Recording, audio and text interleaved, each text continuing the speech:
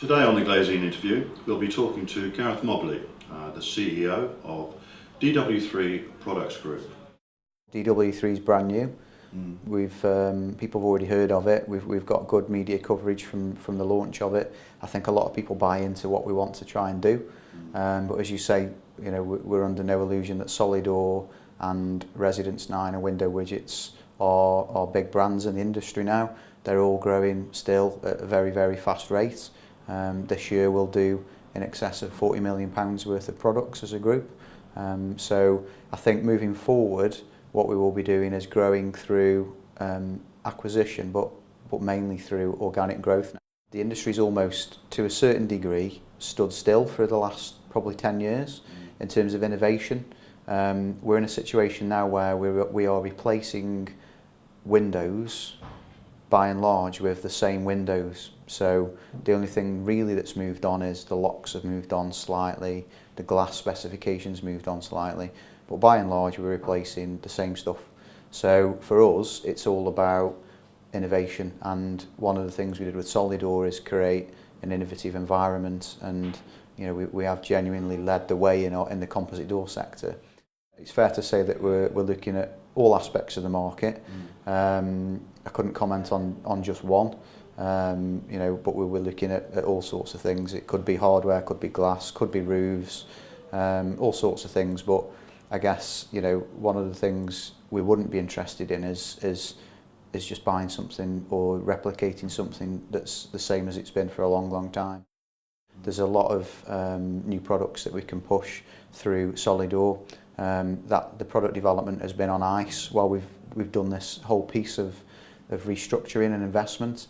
We've now got 4 or 5 new product lines that we're fast tracking there. Dan's got a whole load of bag of swag that we're going to be bringing to the market fairly quickly. So I think by the time we get to the Fit Show, there'll be a lot of really funky products that people can come and have a look at. Composite doors are still growing really strongly.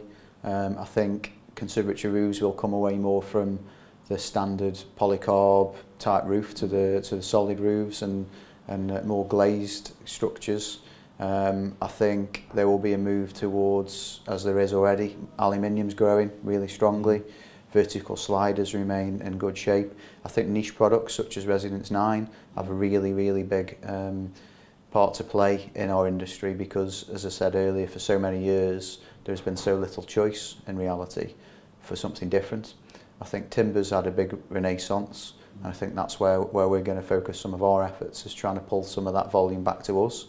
As a fenestration industry, we have lost some turnover to builders. There's been a move from standard conservatories to orangeries and single-storey extensions.